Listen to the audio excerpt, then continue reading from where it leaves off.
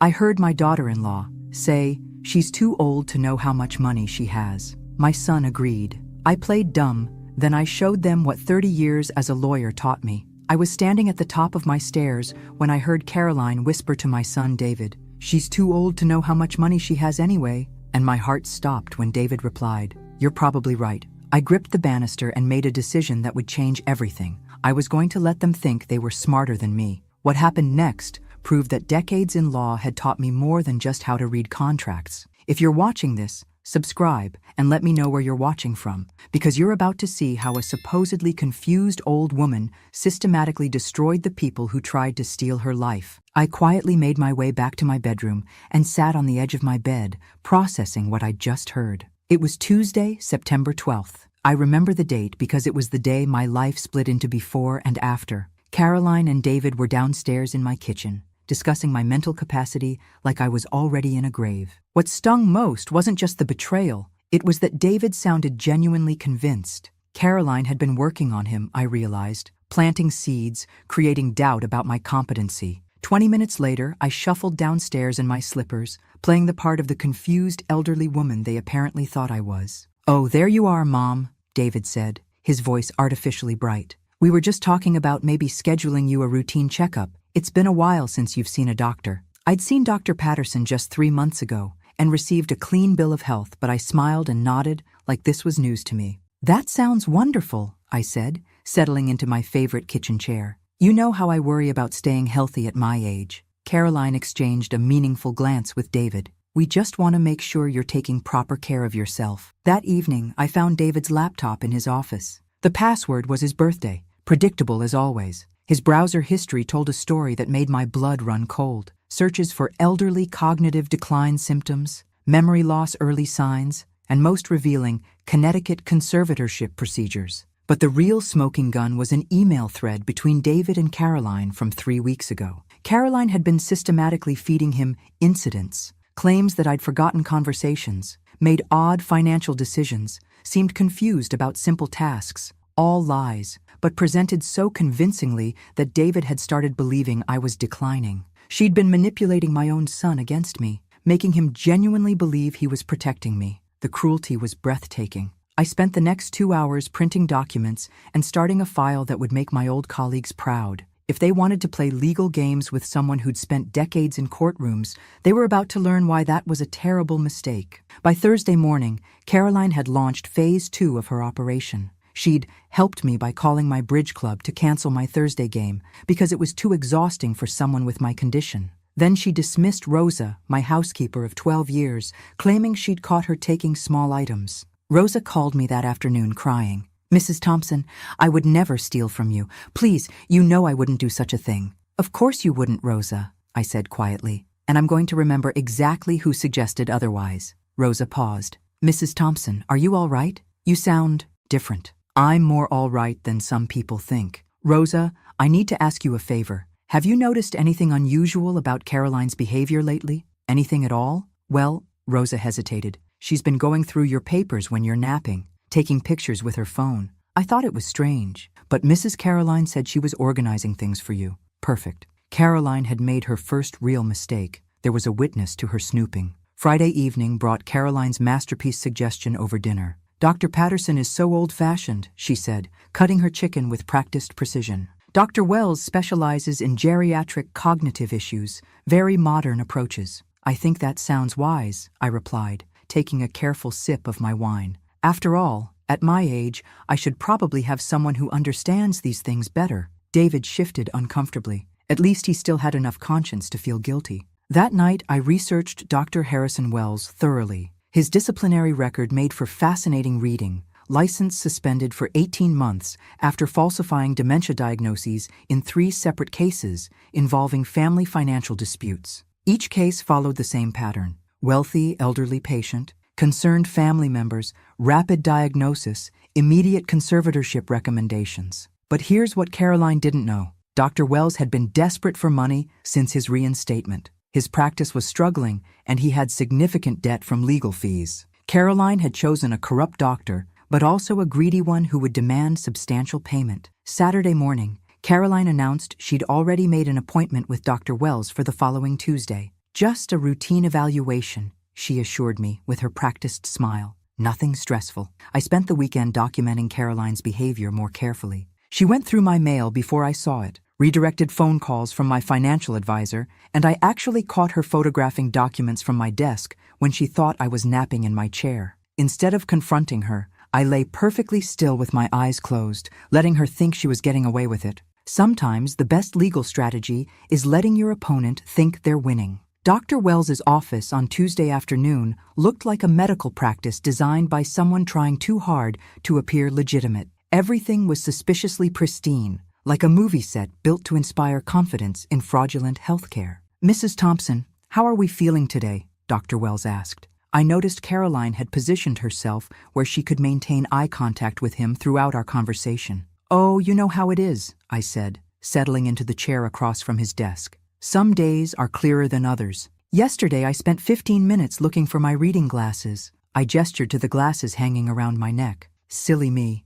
Caroline nodded with rehearsed sympathy. "She's been having more episodes like that lately." Episodes, as if normal human moments of distraction were symptoms of neurological disease. Dr. Wells began his evaluation with questions clearly designed to make me appear confused rather than actually assess my cognitive state. When did I last balance my checkbook? Had I ever left appliances running? Did I sometimes forget familiar faces? But I noticed something interesting. Dr. Wells kept glancing at a notepad where Caroline had written specific points. She'd literally given him a script for this fake evaluation. "I'd like to run some cognitive assessments," he announced, producing a tablet. "Standard tests to establish a baseline for your care." The tests were elementary. Remember 3 words: draw a clock face, identify pictures of common objects. But here's where Wells revealed his corruption. Whenever I answered correctly, he'd interrupt before I could complete my response, claim I'd made errors I hadn't made, or rush through explanations so quickly that Caroline couldn't observe my actual performance. Decades of cross-examining witnesses had taught me to recognize coaching and manipulation when I saw it. "How do you think she performed?" Caroline asked as we prepared to leave. "I'll have the comprehensive assessment ready by Friday," Wells replied smoothly. "But I do have some preliminary concerns about cognitive decline that we'll need to address systematically." As we walked to Caroline's car, she slipped her arm through mine with false tenderness. "Don't worry, Margaret," she said softly. "Whatever Dr. Wells finds, David and I will make sure you're properly cared for." But as we drove home, I noticed Caroline's hands shaking slightly on the steering wheel. Whatever her plan was, she was under enormous pressure to make it work quickly. The medical report arrived the following Friday, delivered with all the solemnity of a terminal diagnosis. Caroline read it aloud at dinner like she was sharing tragic news, though I caught the flash of relief she couldn't quite suppress. "Moderate cognitive impairment with signs of progressive dementia and poor financial judgment," she announced with practiced sorrow. David pushed his food around his plate without looking up. "What exactly does that mean for Mom's day-to-day life?" "It means," Caroline said carefully, "that we need to start thinking seriously about Mom's care going forward. Her financial planning, legal decisions. She's going to need assistance with complex matters that could become confusing for her." There it was. The real purpose behind this elaborate medical theater. I excused myself early that evening, claiming fatigue. But instead of going to bed, I sat in my reading chair with the lights off, waiting. Within an hour, their voices drifted up from the kitchen below. My hearing had always been excellent, another thing they'd seriously underestimated. "The attorney said that with the medical diagnosis, we can start the conservatorship process," Caroline was saying. "It typically takes 3 to 4 months, but with Dr. Wells' documentation, we have a strong case." "This still feels wrong." David's voice was strained. "Taking control of her finances while she's still living here independently." "David,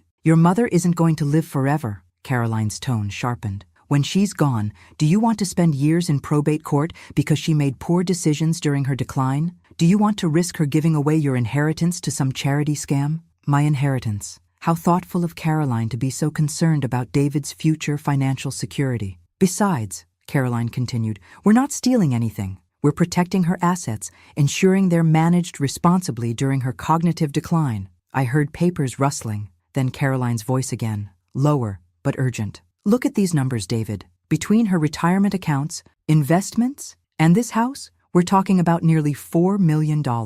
Money that could secure Tommy and Lisa's college funds, pay off our mortgage, give us real financial security. Our financial security, Not mine, apparently. What if she fights the conservatorship? David asked weakly. Caroline's laugh was sharp. With what mental capacity? Dr. Wells's report clearly documents that she lacks the cognitive ability to make major financial decisions. No judge is going to side with a woman who can't remember where she put her glasses. Those glasses, still hanging around my neck where they'd been all along. I made my way back to my bedroom, but sleep was impossible. Instead, I opened my laptop and began doing what I did best, building an airtight legal case. If they wanted to play in the courts, they'd just challenge someone who'd spent decades winning there. The following Monday morning, I launched into my new performance as a confused elderly woman. I shuffled around the kitchen in my bathrobe, forgot to turn off the coffee maker, and asked Caroline twice what day it was. Every befuddled moment was carefully calculated, every mistake deliberately performed. Meanwhile, I was conducting my own systematic investigation. A thorough review of my bank statements revealed some fascinating discoveries. $12,000 had been withdrawn for home health consultations I'd never received. $8,000 had disappeared for medical equipment that never materialized. When I called the bank directly, they explained that David had been added as an authorized user 4 months ago, using a limited power of attorney document that I now realized Caroline had slipped into a stack of insurance papers I'd signed. But the real breakthrough came when Caroline made a critical error. She left her laptop open on the kitchen counter while she went grocery shopping, probably feeling confident that I was too confused to use technology effectively. Her email history revealed the full scope of her desperation. Credit card balances totaling over $60,000, a second mortgage on their house that David clearly didn't know about, and increasingly threatening communications from creditors. But the most chilling discovery was a series of emails with Dr. Wells discussing payment. She'd promised him $15,000 for the fraudulent diagnosis, money she didn't have but planned to get from my accounts once the conservatorship went through. Timeline critical, Caroline had written just yesterday. Creditors threatening legal action within 30 days. Need expedited process. 30 days. She was facing financial ruin and saw my assets as her only escape route. I quickly photographed the most damning emails, then closed the laptop just as I heard Caroline's car in the driveway. But as I tried to hurry back to my chair, I knocked over a glass of water on the counter. Caroline walked in just as I was cleaning it up with paper towels. "Oh, Mom, let me help you with that," she said, but her eyes were darting between me and her laptop. "Have you been in the kitchen long?" "I just came down for some water," I said, playing confused. "I think I bumped the glass somehow." Her eyes narrowed slightly. For the first time, I saw a flicker of suspicion. Caroline was starting to wonder if I was as confused as I appeared. "Why don't you go rest in your chair?" she suggested, but it sounded more like an order. That evening, Caroline prepared my favorite meal, pot roast with vegetables. She served it with an especially warm smile and watched me more carefully than usual as I moved food around my plate. "You're not eating much tonight," she observed. "I'm just not very hungry," I replied, not taking a single bite. Because if Caroline was getting suspicious, the stakes had just gotten much higher. That evening, I called Robert Chen, my former colleague from Morrison Chen and Associates, where I'd practiced estate and family law for decades. If anyone could help me navigate this legal minefield, it was Robert. "Margaret, what a wonderful surprise." His familiar voice warmed me immediately. "How have you been?" "I've been better, Robert. I need your help with something confidential, something that might genuinely shock you." I told him everything. The fraudulent medical diagnosis, the forged power of attorney, Caroline's mounting debts, her increasingly controlling behavior with my medications. When I finished, Robert was silent for several long moments. "Margaret," he finally said, "you're describing a textbook elder abuse scheme. The medical fraud alone constitutes multiple felonies, but we need to be very careful about how we proceed." "What do you mean?" "Connecticut is a two-party consent state for recordings. That conversation you recorded might not be admissible in court. We need to build a case using evidence that will definitely hold up." "How much time do we have?" "Based on Connecticut conservatorship procedures, probably 3 to 4 months before any court hearing. That gives us time to build a solid defense. But we need to move carefully and methodically." "Robert, there's something else. Caroline seems to be getting suspicious. I think she's wondering if I'm as confused as I appear. Then we need to accelerate our timeline. I'm going to refer you to someone who can help, Marcus Sullivan. He's a private investigator who specializes in financial crimes and domestic fraud. More importantly, he knows how to gather evidence that will hold up in court."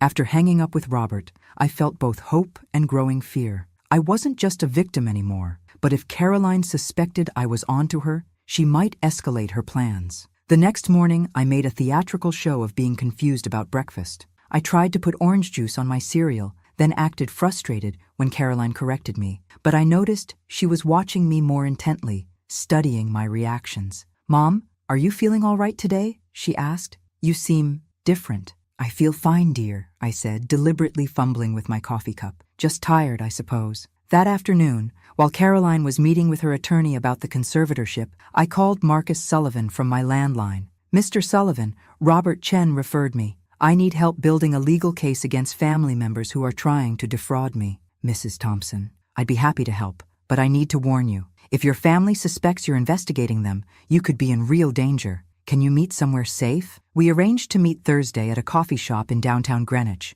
but as I hung up the phone, I heard a floorboard creak upstairs. Caroline was supposed to be out for another hour. I quickly moved to my chair and picked up a magazine, but my heart was pounding. Had she come back early? Had she heard my conversation? Footsteps on the stairs. Caroline appeared with a load of laundry, but her expression was thoughtful, almost calculating. "I thought I heard you talking to someone," she said casually. "Just reading aloud," I replied, holding up the magazine. "Sometimes it helps me concentrate." She nodded, but I could see the wheels turning. Caroline was definitely becoming suspicious, and that made everything much more dangerous. Thursday afternoon, I met Marcus Sullivan at a coffee shop in downtown Greenwich. He was younger than I'd expected, but asked the right questions with professional precision and genuine concern. "Mrs. Thompson, based on the documentation you've shown me, we're looking at clear financial fraud and elder abuse. The medical conspiracy adds several additional felonies to the potential charges. What's our next step?"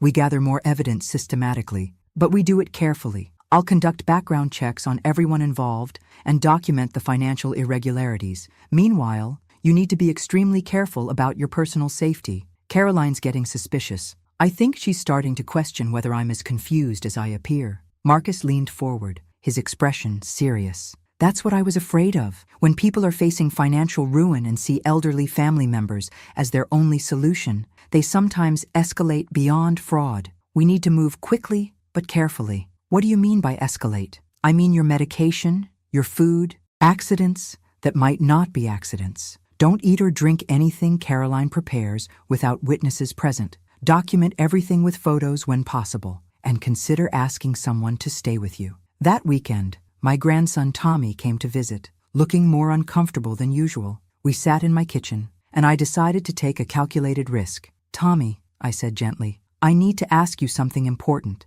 Has your mother said anything specific about my mental health?" He looked up, surprised by my directness. "She says you have memory problems and that you're getting confused about money stuff. But what do you think, based on your own observations?" Tommy was quiet for a long moment. "Honestly, you seem completely normal to me. You remember everything, my classes, my friends' names, even that I had a chemistry test last week. You asked me detailed questions about it." "Tommy, I need you to know something important. Your mother isn't your biological mother. You and Lisa were adopted by David after your real mother died when you were very young. Caroline lied about being your mother to make her marriage to David seem more legitimate." His eyes widened in shock. "What?" "But she always said—" "I know what she said, but I have the adoption papers. I need you to remember this conversation, and if anything happens to me, if I suddenly get much worse, or if I have an accident, I need you to tell the police what I just told you." "Grandma, are you in danger?" "I'm working to make sure I'm not,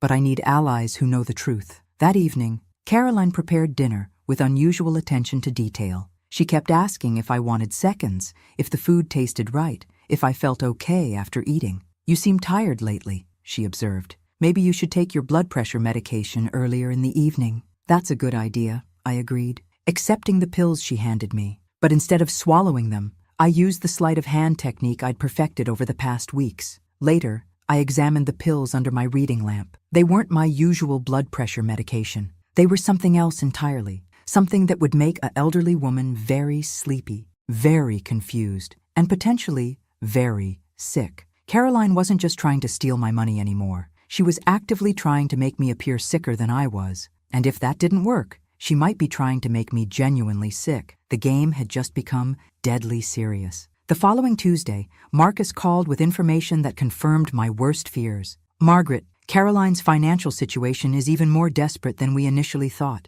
She's not just behind on credit cards, she's facing foreclosure on a second mortgage David doesn't know about. She owes over $80,000 to various creditors, and several are threatening to garnish David's business accounts. How long does she have before complete financial collapse? Based on the documentation I've obtained, maybe 3 weeks. She's been robbing Peter to pay Paul for months, but she's running out of Peters. Everything suddenly made sense. Caroline's desperation, the accelerated timeline, the increasing risks she was taking. She wasn't just greedy, she was facing financial ruin in a matter of days. There's more, Marcus continued. I found evidence that Caroline has been researching other elderly individuals in the area. This appears to be her specialty. She's done this before, just on a smaller scale. You mean I wasn't her first victim? Based on what we've discovered, you're her most ambitious target, but not her first. She appears to have successfully manipulated smaller amounts from at least 2 other families using similar techniques before she married David.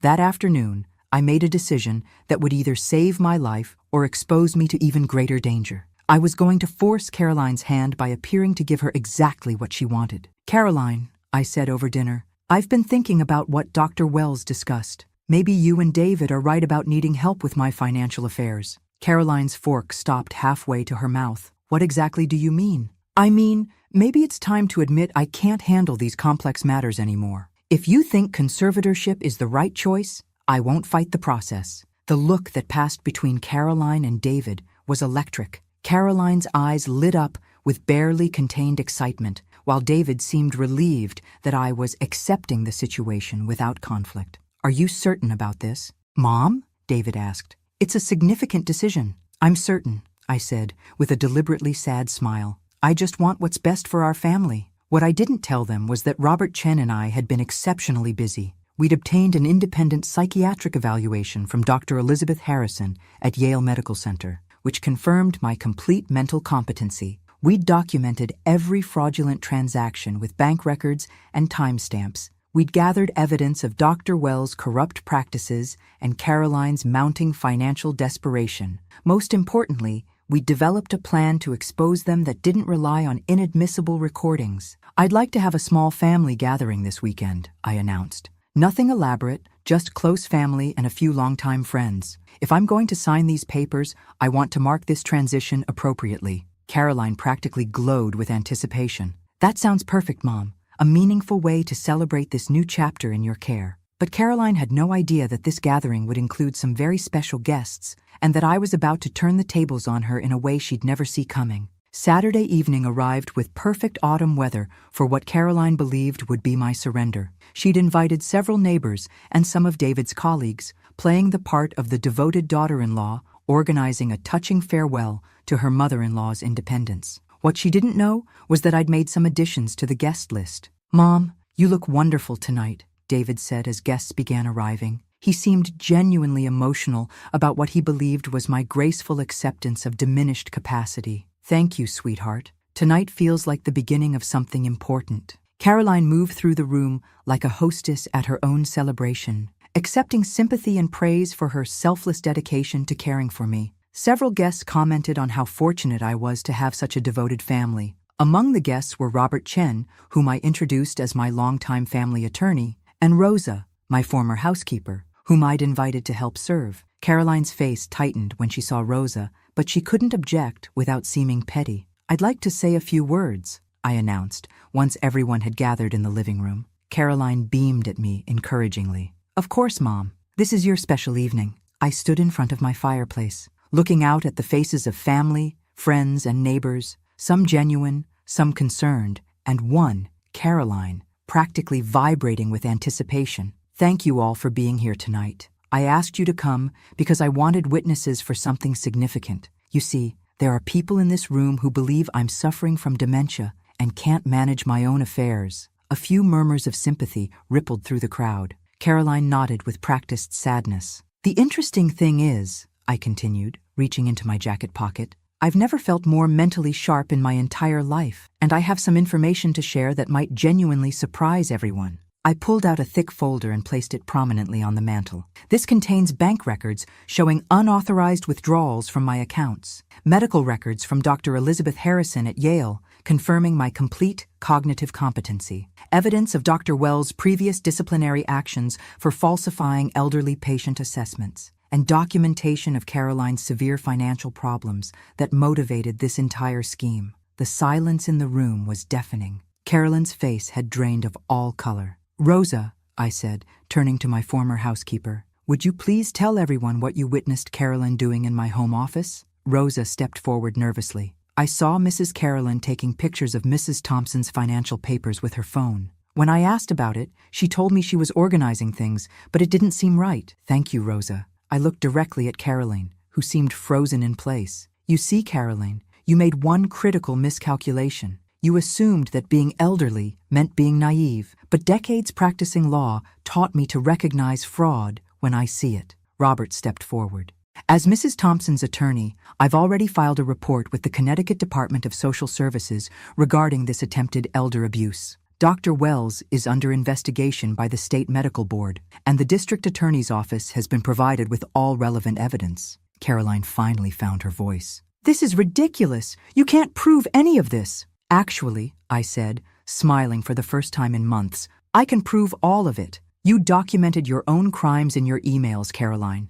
Every fraudulent transaction, every lie you told David, every payment you promised Dr. Wells. That's what happens when criminals get careless." David stood up slowly, his face pale with shock and betrayal. "Caroline, is this true? Did you really?" But Caroline was already moving toward the door, realizing that her carefully constructed house of lies had just collapsed around her. The room erupted in shocked conversations, but I felt nothing but satisfaction. Caroline had tried to steal my independence, my dignity, and my life savings. Instead, she'd just learned why you should never underestimate a woman who spent her career fighting for justice. The aftermath of that evening moved with the efficiency that only comes when law enforcement has overwhelming evidence. Within 48 hours, Caroline had been arrested on multiple charges of elder abuse and financial fraud. Dr. Wells was suspended pending investigation, and David was cooperating fully with authorities. David sat in my kitchen the next Monday morning,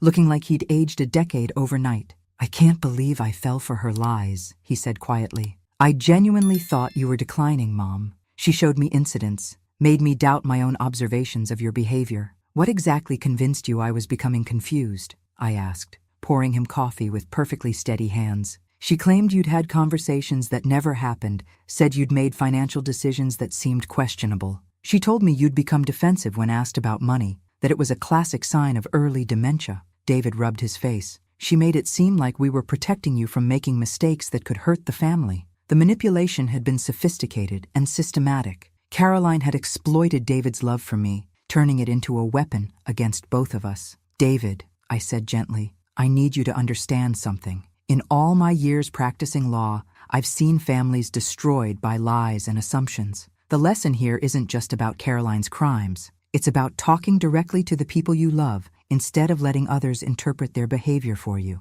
"I should have come to you directly," he said. "I should have asked you about my concerns instead of listening to Caroline's version of events." That afternoon, Marcus arrived with final updates from his investigation. The scope of Caroline's deception was even broader than we'd suspected. Caroline had been systematically stealing from David's business accounts for over a year, Marcus explained. She'd also forged documents to secure that second mortgage. Most disturbing of all, we found evidence that she'd researched methods for inducing cognitive symptoms in elderly people. "You mean she was actually trying to make me sick? Those pills she was giving you weren't your blood pressure medication. They were a combination of substances that would cause confusion, dizziness, and memory problems. She was literally trying to create the symptoms she claimed you already had." Tommy, who'd been listening from the doorway, came in and sat beside me. "Grandma, I'm so sorry I didn't figure this out sooner. I should have questioned what she was telling me about your condition. Sweetheart, you helped me when it mattered most by trusting your own observations over her lies. That took courage. What's going to happen to Mom now?" The question everyone was afraid to ask. Caroline was facing multiple felony charges that could result in 12 to 15 years in federal prison. Dr. Wells would likely lose his medical license permanently and face significant jail time.